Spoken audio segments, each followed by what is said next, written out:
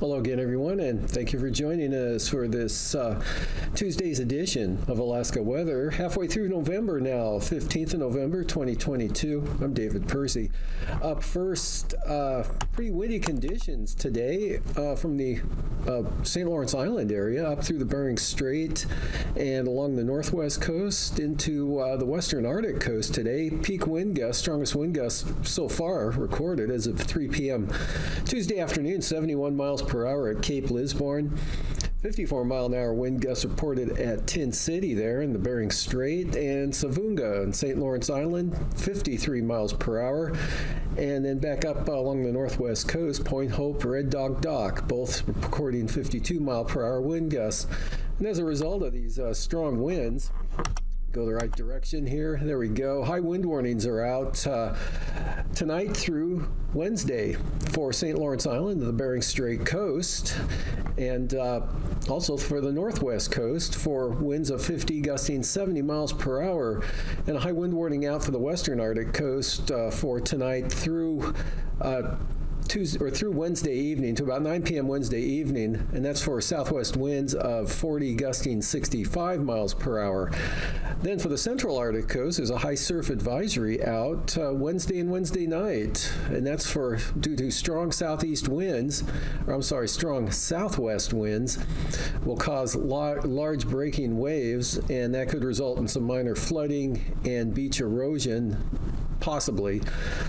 And then for the northeastern Brooks Range, that's a winter weather advisory for tonight through Wednesday night. And again, for the northeastern Brooks Range, for gusty winds to 45 miles an hour, which could reduce visibilities to a mile or less and blowing snow.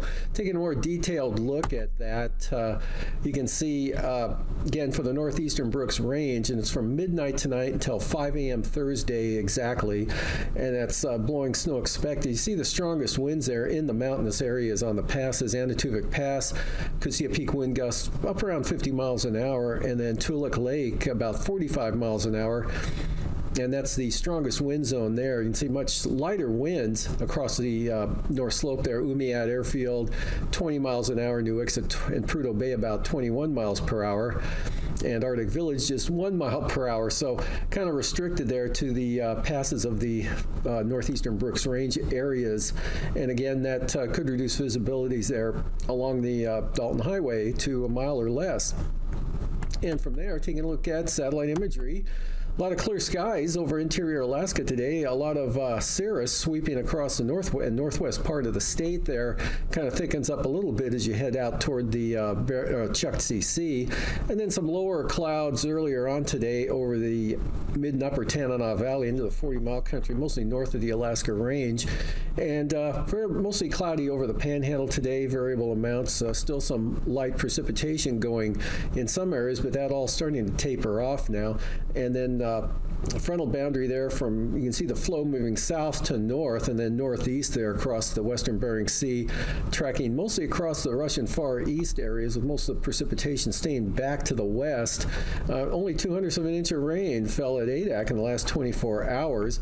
With the heavier amounts between Shimei and Adak, say Kisk Island and Chitka area, but we don't have any rain gauges out there. So anyway, a pretty dry day actually across the state today, exception being the southeast coast where, let's see, Latuya Bay picked up about 1/3 of an inch of precipitation, and Juneau had 0.2 of an inch of rainfall, and about 1,500 to Dry Bay, while 1/10 of an inch fell at Sitka, Angoon, and Cake. But that'll be tapering off and ending tonight, maybe even ending this evening as it's trending down now, left over from that frontal boundary from yesterday. Next system staying mostly to the south there, starting to turn the winds more east and northeast there for Kodiak Island and along the North Gulf Coast, that very strong 1,050 millibar high north of Eagle there, and that keeping and directing the storminess out to the west, up to the north and then the northeast, maybe some flurries grazing the western Arctic coast. And for tonight, that front really weakens. You can see it loses a gradient, lose the gales, and maybe even losing the small craft warnings late tonight for the central Aleutians, but periods of light rain continue. And blowing snow possible. Again, mostly high wind warnings. Again, St. Lawrence Island to the western Arctic coast, and blowing snow possible anywhere across the eastern North Slope, or the Brooks Range and North Slope and Arctic coast there, a tighter gradient, as that high center slips off to the east, still very expansive, up to 1,057 millibars, and that's going to increase those northerly winds there over the northern panhandle, but they shouldn't get too strong, and still some outflow gap winds along the North Gulf Coast. Again, nothing too terribly strong. And a weak trough surge of moisture may spread some light rain into Kodiak Island tonight. Amounts will be pretty light. Same thing could happen along the Pacific coast side of the Alaska Peninsula area. And moving on to Wednesday, again, that front kind of stalled out now and continues to weaken. The high pressure area, both at the surface and aloft at the surface, really dominating northwest Canada there, but still ridging westward in across the central interior. And again, high wind warnings out for the western Arctic coast down to St. Lawrence Island, but those winds may fall below warning levels, St. Lawrence Island up to the Bering Strait late tomorrow afternoon. Otherwise dry, mostly clear in the interior with variable clouds on the north slope, but windy conditions up there, especially over the eastern Brooks Range area through the passes, as well as in the west as well. And periods of light rain, fog possible for Kodiak Island and the Barren Islands, but should stay south of the Kenai Peninsula, but probably roll in some light moisture into Kamishak Bay. But mostly sunny northern panhandle, pretty gusty winds, Lynn Canal, and less wind, but variably cloudy to partly sunny skies, all the way down to Dixon Entrance. And some rain with that front weakening as it pulls northward there. May have that drawn a little too far to the north, but a chance of rain for the Alaska Peninsula. And then for Thursday, that front really weakens as it reaches the west coast there. Just some areas of light rain from the Alaska Peninsula, western Bristol Bay, up along the Yukon-Kuskokwim Delta, Norton Sound, and rain or snow with the warmer temperatures into the Seward Peninsula. And then you get up into the northwest area, especially the DeLong Mountains. Any elevation will be in the form of snow, but it looks pretty light at this point, with the whole system really weakening, even over in the Russian Far East. Light winds, high pressure, or just really a lack of storminess, making for light winds, dry conditions over the Aleutians and the southern Bering Sea. High pressure holding over the eastern interior, keeping it dry with some variable clouds over the west central interior to the Arctic coast. Maybe a couple of showers possible, just a risk of there for Kodiak Island, but dry, mostly sunny for the southeast coast. Lows tonight, 30s to near 40 for the Panhandle. 15 below around Nikolai and McGrath, and upper 20s for the Bristol Bay area, teens and 20s south central Alaska. Highs tomorrow, mid 40s for Kodiak Island as well as the Panhandle, about 11 for Gulkana, and single numbers for the Kuskokwim Valley, lower 40s for Bristol Bay, southern Kenai Peninsula, otherwise 25 to 32 for south central Alaska, Susitna and Matanuska Valley, and then lows falling fair ways below zero there in the Copper River Basin, otherwise 20s elsewhere, but mid to upper 30s, staying well above freezing for Bristol Bay, Kodiak Island. Panhandle 30s for the lows, followed by highs in the upper 30s to upper 40s. Teens for Copper River Basin, northern Kuskokwim Valley, and 30s for south central Alaska, near 50 for Kodiak Island. Lows 15 to 25 below for the northeast interior, and warmer out toward the Bering Strait coast, followed by highs tomorrow. Everyone should push above zero for the most part. Single numbers there. Northeast interior, 13 for Fairbanks, 33 for Nome, and 20s to lower 30s for the Arctic coast, Seward Peninsula, Nome area. Lows 0 to 20 below over the northeast interior areas, but upper teens to mid 20s for the Arctic coast, lower 30s for the Bering Strait coast, followed by Thursday afternoon highs right around zero in the Yukon Flats, but Point Barrow reaching mid-30s, as well as the western Arctic coast. Teens, though, for the Tanana Valley, but upper 30s out to the west. And for the Aleutians tonight, lows in the upper 30s to lower 40s, teens to mid-20s for the southwest coast. Highs tomorrow in the 40s, upper 30s for the southwest coast, followed by lows Thursday morning, upper 30s to lower 40s. Aleutians, warmer for the Alaska Peninsula, and then highs 40s. And now, aviation weather around Alaska. First line weather graphic for Wednesday morning. VFR over all of interior Alaska. Some marginal VFR along and off the central western Arctic coast. Marginal VFR through the eastern Bering Sea. Pribilofs, eastern Aleutians. Narrowing band of IFR moving into AKwx and then becoming VFR behind that. Marginal VFR along the south coast of the Alaska Peninsula, up across Kodiak Island, and possibly into Resurrection Bay. VFR for the Panhandle, and for the afternoon Wednesday, marginal VFR pushing up into Kamishak, Kachemak Bays and southern Cook Inlet, with IFR across Kodiak Island and back to the Aleutian Range. Another zone of IFR from the Pribilofs to the eastern Aleutians. And yet another band there over AKwx and Atka, northward to west of St. Matthew Island, St. Lawrence Island, Nunivak Island through the Bering Strait, marginal VFR, Point Hope, Cape Lisburn, marginal. Arctic Coast VFR all the way down to the North Gulf Coast and the Panhandle VFR. Thursday morning, interior Alaska, mostly VFR again, with some marginal VFR over Kodiak Island, Sitkinak Island, AKwx, IFR, and over toward Chignik and Sand Point, otherwise marginal for the Alaska Peninsula, southwest coast, IFR western St. Lawrence Island to the Pribilofs, and then from AKwx westward, VFR flying conditions. And moving on to Thursday afternoon, area of IFR now from the Pribilof Islands up across St. Lawrence Island to the southwest Seward Peninsula, as well as areas from Kivalina up to Point Hope and Cape Lisburn, and just barely grazing Point Lay with marginal VFR eastward there to around the Liktok. Otherwise, central eastern interior stays VFR, marginal VFR, Kamishak Bay down across Kodiak Island, and all of the southeast coast, North Gulf Coast, Prince William Sound, all VFR. Moving on to passes, Anatuvik and Adigan, VFR tomorrow. Possible marginal VFR, maybe on the northern entrance of both passes. Lake Clark and Merrill, VFR. Rainy, VFR. Windy, VFR. Isabel, VFR. Mentasta, VFR. Tanita, VFR, either approach, and even Portage, another VFR day for that pass. And Chilkoot and White looking good with VFR flying.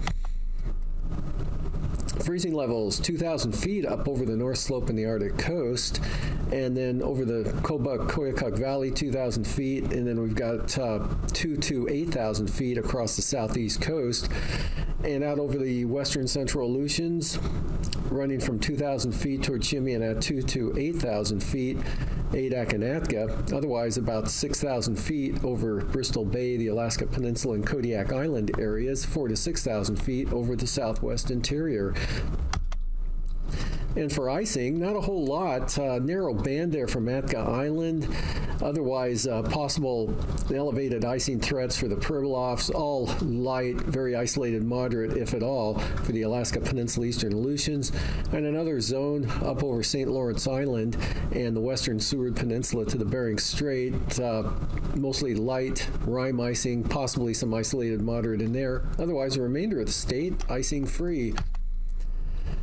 Jet stream showing high pressure over the southeast interior, low pressure south of the Alaska Peninsula, between the two centers, southeasterlies 105 knots across the Alaska Peninsula, southerlies 80 knots for St. Lawrence Island, and 105 knot westerlies over the western Aleutians.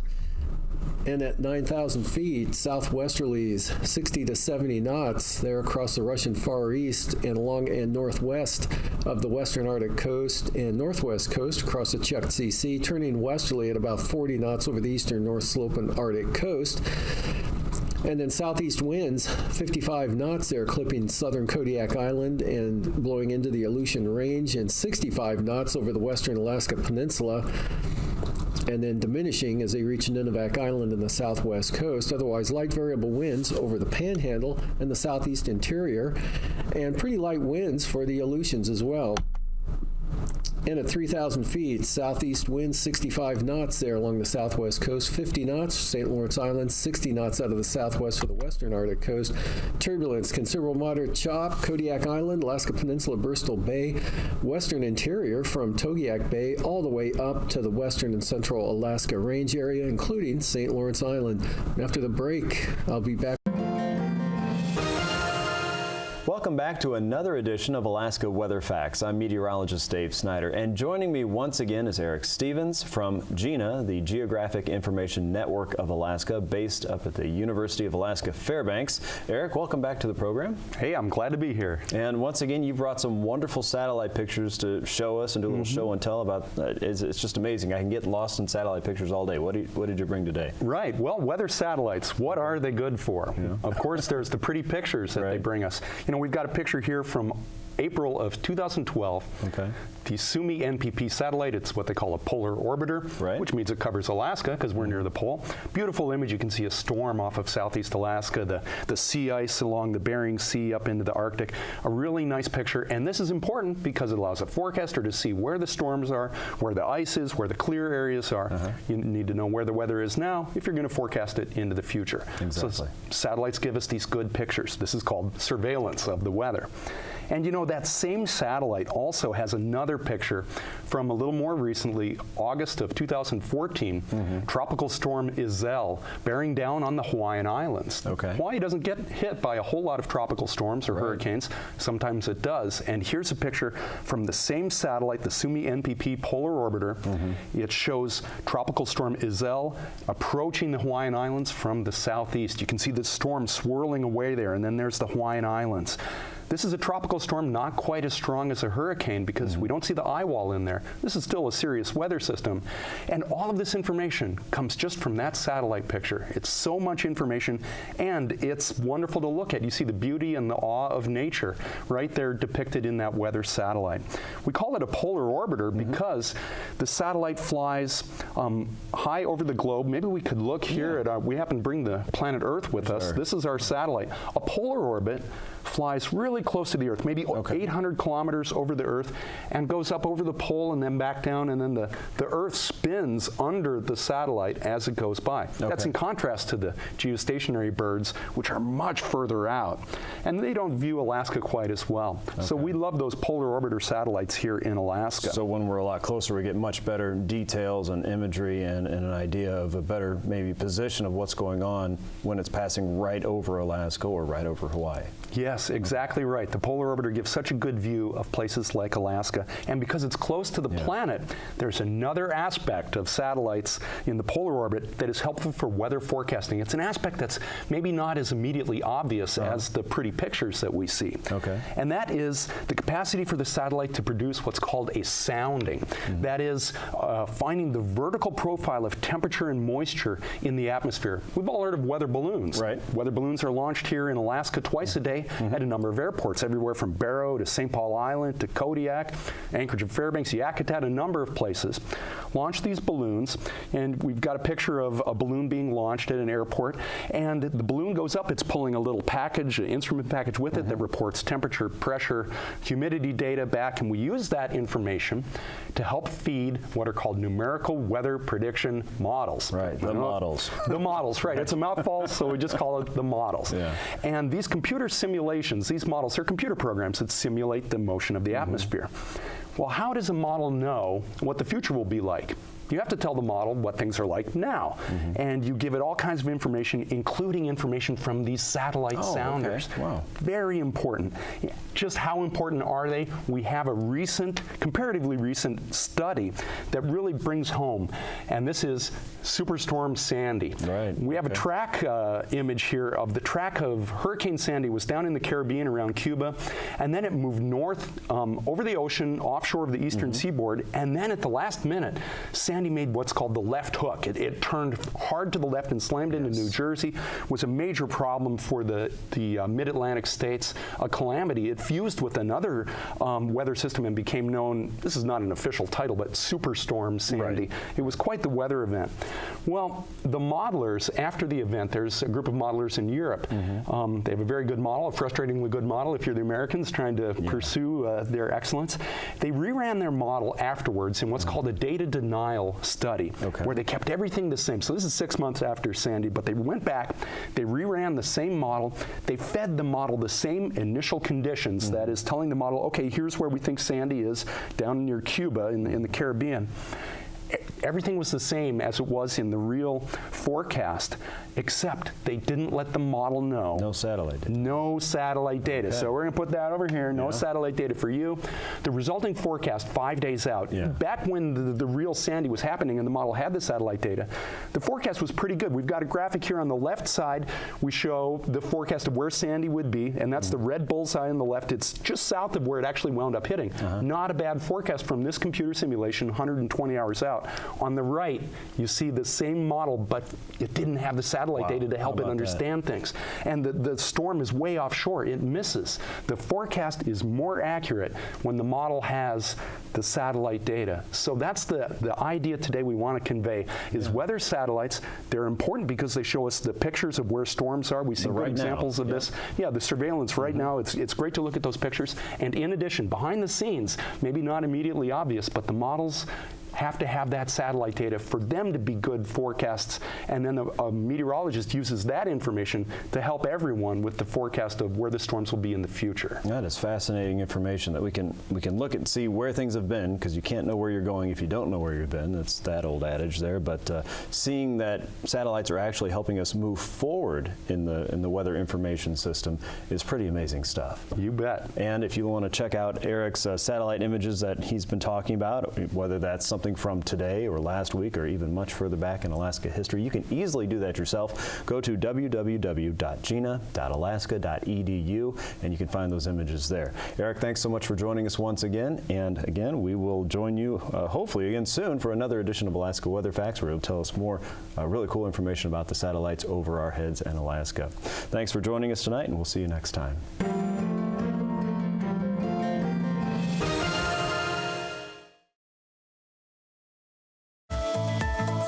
And now, marine weather around Alaska.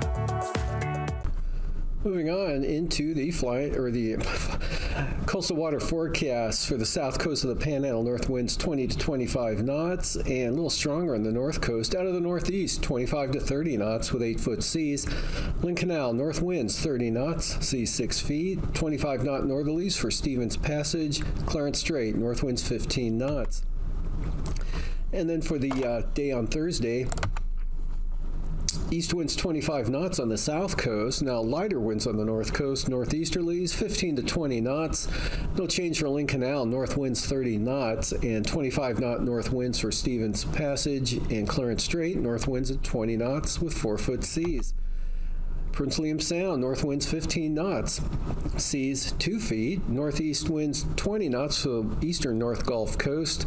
Western North Gulf Coast, northeast at 30. Barren Islands, east winds 30 knots. Gale warnings for Kamishak Bay, northeast winds at 30 knots. Small craft advisory, Southern Cook Inlet, northeast winds 30 knots. North of the Forelands, winds will be northeast at 20. And for Thursday, Northern Cook Inlet, northeast winds 10 knots. Prince William Sound, north winds at 10 knots. North Gulf Coast, east-northeasterlies at 20 knots. And small craft advisories for Southern Cook Inlet, Kamishak Bay, and the Barren Islands for east and northeast winds at 25 knots. For Kodiak Island, gale warnings, east-northeast winds 30 to 35 knots. Gale warnings for the Alaska Peninsula, east winds 30 to 35 knots. Bristol Bay, northeast winds at 30 knots with 7-foot seas. And for Thursday, Alaska Peninsula, east-northeast winds 25 to 30 knots. Bristol Bay, northeast or east winds at 25 knots. Kodiak Island, east-northeast winds 30 to 35 knots. Strongest in Shelikof Strait with 10-foot seas. Eastern Aleutians on Wednesday, east to southeast winds 20 knots, 6 to 13-foot seas. Central Aleutians, southeast winds 25 knots. And for the western Aleutians, winds will be west and northwest at 20 knots with seas up to 18 feet. And then for Thursday, western Aleutians, small craft advisories. Northwest winds to northeast winds, 25 to 30 knots. Central Aleutians, east winds at 15 knots. And variable winds, 10 to 15 knots for the Fox Islands. Gale warnings for the Kuskokwim Delta coast for tomorrow, looking at east winds at 35 knots there. Gale warnings also for St. Lawrence Island for south winds at 35 knots. Yukon Delta coast, southeast at 25, southeast 20 for the Pribilofs, south 30 knots for St. Matthew Island. And then for Thursday, Yukon Delta Coast, St. Lawrence Island, southeast winds 30 knots. Kuskokwim Delta Coast, east winds 25 knots, southeast winds at 20 knots for St. Paul and St. George, south at 30 for St. Matthew Island. Eastern Beaufort Seacoast tomorrow, brisk wind advisory, southwest winds 25 knots. Small craft advisories for the central Arctic coast, south winds at 30 knots. Gale warnings for the western Arctic coast, south winds 45 knots, and the Chukchi Sea, south winds at 40 knots. And on Thursday for the Chukchi Sea, south to southeast winds 30 knots, western Arctic coast, south winds 25 knots, and the central coast, south at 20, eastern Beaufort Sea coast, southwest winds at 20 knots. And for tonight, high wind warnings continue. St. Lawrence Island, Bering Strait coast, northwest coast, and the western Arctic coast for winds gusting to 70 miles per hour, and a high surf advisory for the central Arctic coast. And otherwise, snow and blowing snow possible across the north slope, especially the northeastern Brooks Range area where there's a winter weather advisory out. Otherwise, drying out over the Panhandle with increasing northerly winds over Lynn Canal. Chance of rain, Kodiak Island. And that frontal system bring a chance of rain also later tonight toward morning into the Alaska Peninsula. And that front out west really weakens, as well as a low center there with a main low now pulling up into the Chukchi Sea, weaker one hanging back off the Russian coast. And tomorrow we'll see, or for Thursday, that tracks northeastward with a weakening front right into the west coast there, bringing chance of light rain for the Yukon, Kuskokwim Delta coast, maybe Norton Sound. Mixture of precipitation on the light side precipitation up over the northwest part of the state with lighter winds, especially along the Arctic coast. Still a little breezy there over the eastern Brooks Range, but dry over the eastern interior. Dry and sunny for the Panhandle.